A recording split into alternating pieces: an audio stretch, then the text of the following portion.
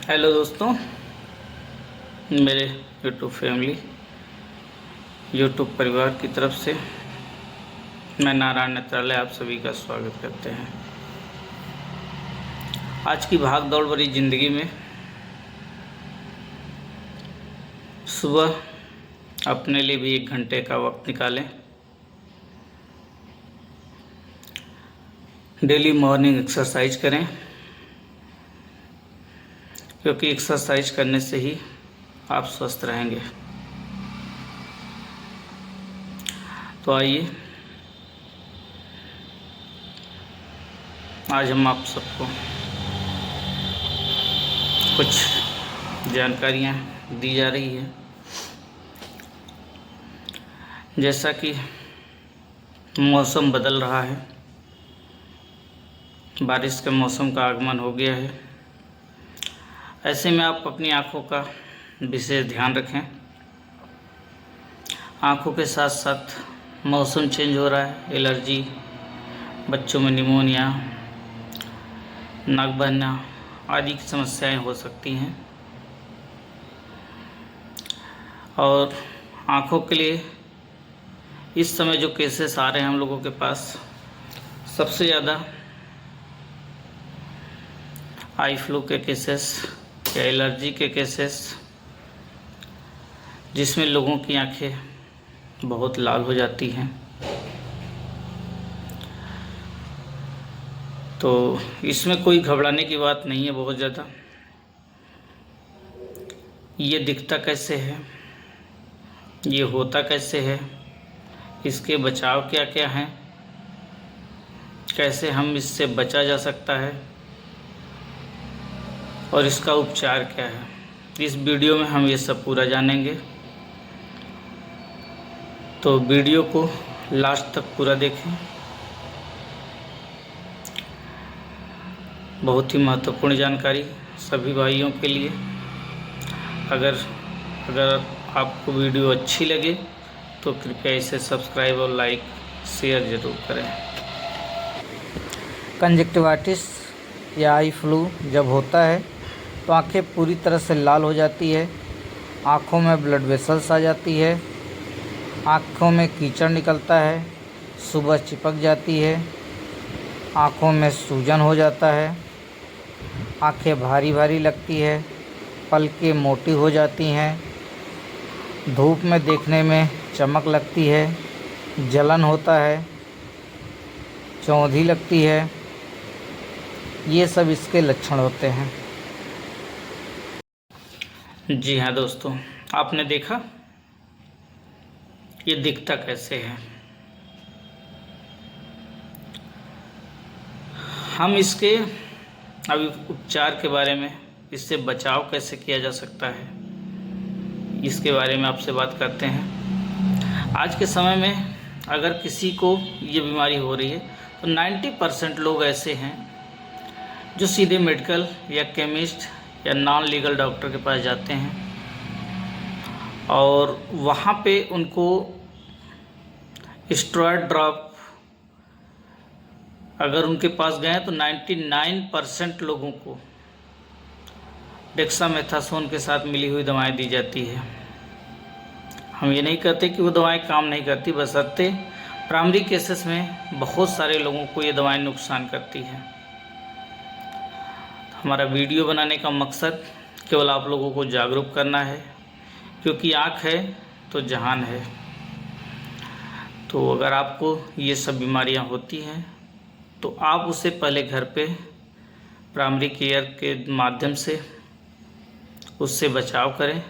उसके बाद नेत्र विशेषज्ञ डॉक्टर से ही संपर्क करें, क्योंकि डॉक्टर को जब लगेगा उसे कौन सी दवाएं चलानी है, एंटीबायोटिक चलानी है, लुब्रिकेटिंग चलानी है या स्टेरॉयड चलानी है, अगर डॉक्टर प्रिस्क्रिप्शन देता है तो आप उसका पालन करें।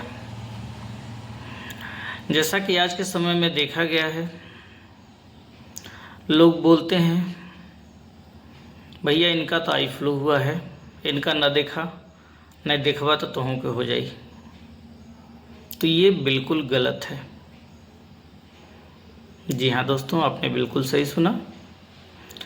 आई फ्लू देखने से नहीं फैलता है, हैंड क्वाड्रेंट होने पर, आपस में सामान साझा करने पे, छूने पे, या इन्फेक्टेड व्यक्ति कहीं छुआ है आप उसको छू दिए, उससे ये आई फ्लू फैलता है। इसे पिंक आई भी कहते हैं, कंजक्टिवाइटिस भी कहते हैं, तो उससे फैलता है। अब यहाँ लोगों का एक सवाल और आता है,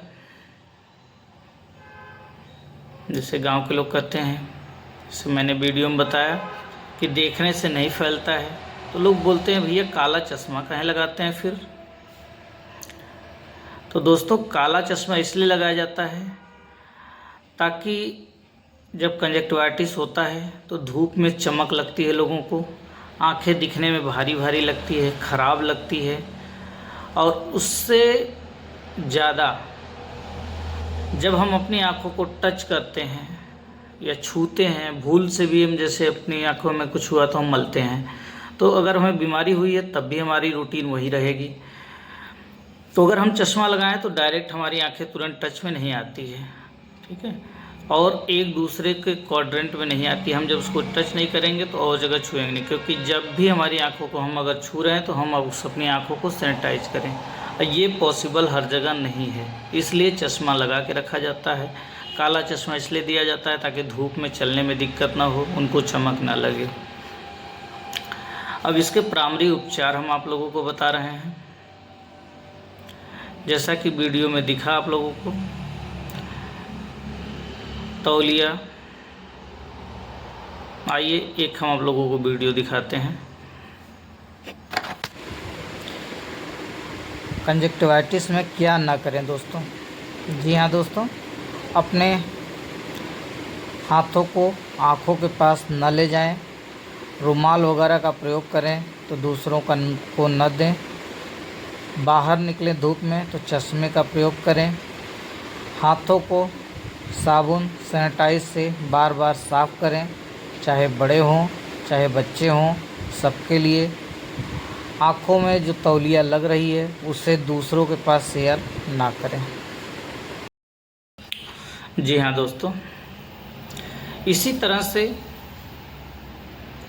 आप लोग भी कंजक्टिवाइटिस से बच सकते हैं। अपने सामान को एक दूसरे से साझा ना करें, एक दूसरे को अपनी छुई हुई चीज़ें कोशिश कीजिए कम से कम जगहों पे आप टच करिए।